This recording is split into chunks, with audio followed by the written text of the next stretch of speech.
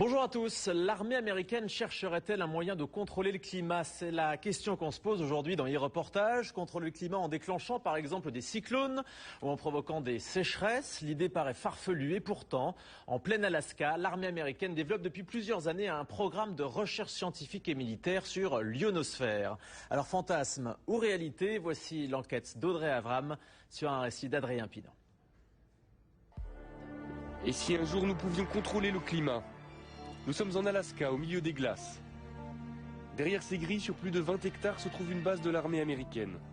De loin, on distingue une forêt d'antennes de plus de 20 mètres de haut. Il y en a plus de 80.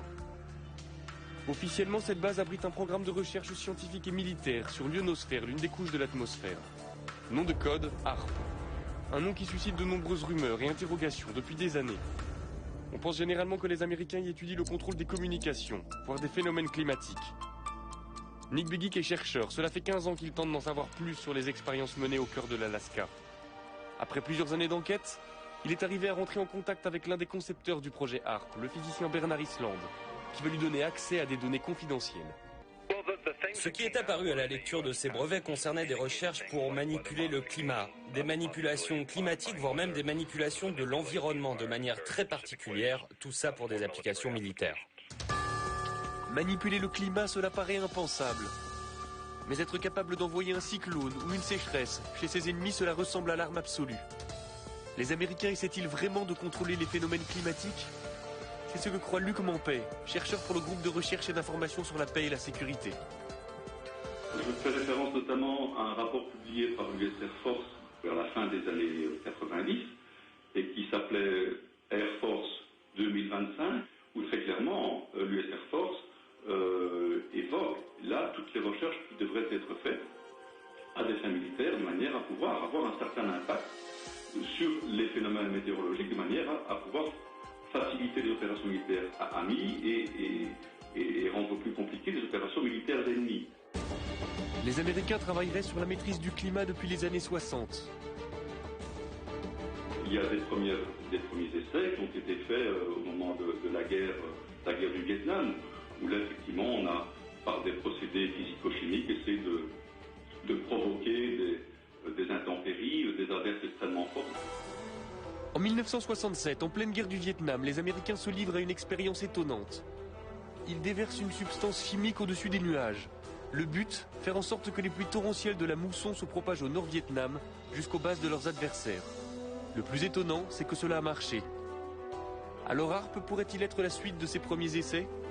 Ce qui concerne les modifications environnementales et climatiques, c'est un enjeu militaire aux États-Unis depuis certainement 50 ans.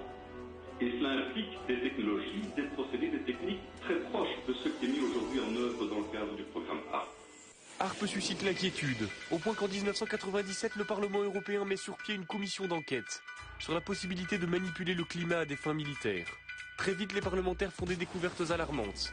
Ils apprennent par exemple que HAARP émet un rayon qui chauffe et qui perturbe l'ionosphère, une couche de l'atmosphère chargée de nous protéger des rayonnements solaires. Ernest Gelscher, député européen, a participé à cette commission.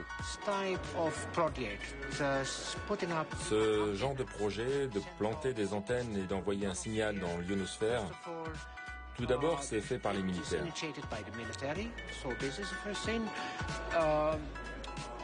Ils ne savent même pas quel impact ces expériences pourraient avoir. Je pense que derrière tout ça, il y a des objectifs militaires qui pourraient être un peu plus ambitieux, un peu plus vastes que ceux qu'ils veulent bien admettre en public. Très vite, les travaux de la commission se heurtent au refus américain de s'exprimer sur HAARP. À l'époque, le président de la commission est un parlementaire britannique, il s'appelle Tom Spencer. Convaincu du danger que le projet pourrait représenter, il essaie d'obtenir des précisions de la part des responsables américains, mais sans succès. Nous n'avons eu absolument aucun contact avec les Américains. Ils ne sont jamais venus. Pendant les auditions, Tom Spencer lui-même leur a dit qu'ils seraient les bienvenus au Parlement européen. Pour rencontrer les députés européens, ils n'ont jamais répondu.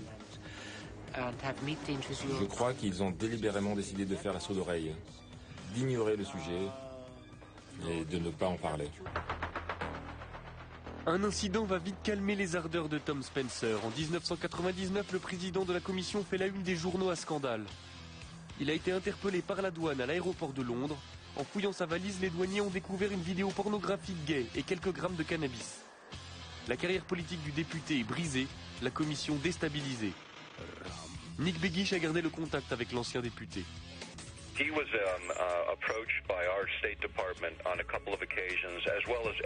Il a été approché par les autorités américaines plusieurs fois, comme tous les membres du comité. On lui a demandé de ne pas organiser ses auditions. Il a refusé et même accéléré la procédure. Il a essayé de parler avec les Américains, il a essayé de parler avec l'OTAN. Un jour, il a même appelé Al Gore devant moi. Ils étaient amis depuis des années et Al Gore a refusé de le prendre au téléphone de la Maison Blanche. Il était vice-président à l'époque.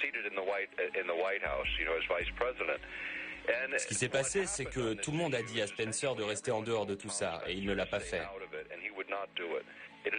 C'est regrettable car nous avons perdu un champion sur ce problème. Après la mise sur la touche de Tom Spencer, les investigations de la commission d'enquête cessent. Cela n'empêche pas de nombreux chercheurs de continuer à se poser des questions sur les expériences menées par l'armée américaine en Alaska. C'est le cas du physicien Jean-Jacques Berthelier. Son laboratoire est en contact direct avec Demeter, un satellite doté de nombreux instruments de mesure qui passe régulièrement au-dessus de la base américaine.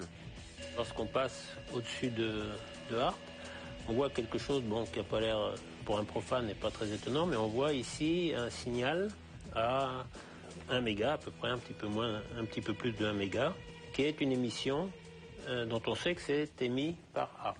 Donc vous voyez bien que dans le milieu naturel, il n'y a pas ce genre d'émission. Et ce qu'on voit surtout qui est intriguant, c'est le fait qu'on a une baisse d'un facteur 2 ou 3 de la densité et une augmentation assez sensible de la température. Ce qui montre que Harp arrive à modifier quand même assez profondément l'ionosphère. Ainsi, le projet HARP fonctionne et son rayon peut modifier l'ionosphère. Mais il n'y a pas de preuve formelle que l'objectif est de pouvoir manipuler le climat à des fins militaires. Pourtant, le docteur Begich est persuadé que l'armée américaine possède une arme d'une puissance sans précédent.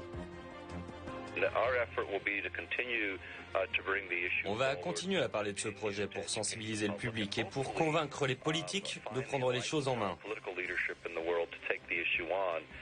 Pour nos libertés, pour nos vies privées, personne ne peut l'ignorer. HARP, c'est l'une des pièces d'un puzzle très complexe. Le silence de l'armée américaine alimente les peurs et les fantasmes. Personne ne sait si les militaires essaient effectivement de contrôler les phénomènes météorologiques. Mais il est certain que les expériences qui sont menées dans les neiges de l'Alaska perturbent le ciel au-dessus de nos têtes. Des expériences dont nous ne connaîtrons les conséquences que dans quelques années. Voilà donc pour cet étrange programme de l'armée américaine qui peut